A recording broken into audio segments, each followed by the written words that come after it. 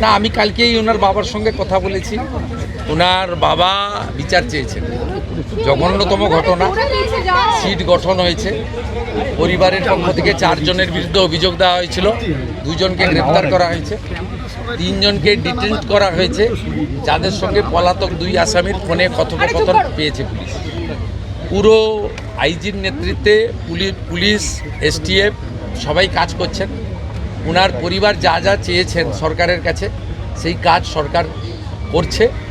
আমি আশা করি যে তদন্তের মাঝপথে আমার না বলাই ভালো, কিন্তু এটুকু আমি বলে দিচ্ছি, পরিবার যেভাবে জাস্টিস চেয়েছেন, পরিবার সরকার এবং পুলিশের কাছ থেকে যে যে সহযোগিতা চেয়েছেন সেটা তারা পাবেন। মোট 4টি মামলা হয়েছে। একটি এই জঘন্যতম অপরাধের মামলা ছাড়া আরও 3টি মামলা হয়েছে। সম্ভবত আমি এখনই বলবো না, আমি কাউকে ক্লিয়ারেন্স দিতে চাই না, পুলিশ বলবে। যেটা মব লিঞ্চিং হয়েছে, এর পিছনে একটা কমিউনাল অ্যাঙ্গেল ছিল। রেল লাইনে যেভাবে রেলপথকে উপড়ানো হয়েছে, আমাদের অতীত ইতিহাস মনে পড়ছে।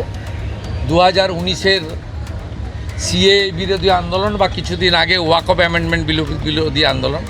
তৃতীয় হচ্ছে সিআরপিএফের 2 জন জওয়ান আহত হয়েছেন, একটা পুলিশের গাড়িকে জ্বালানো হয়েছে।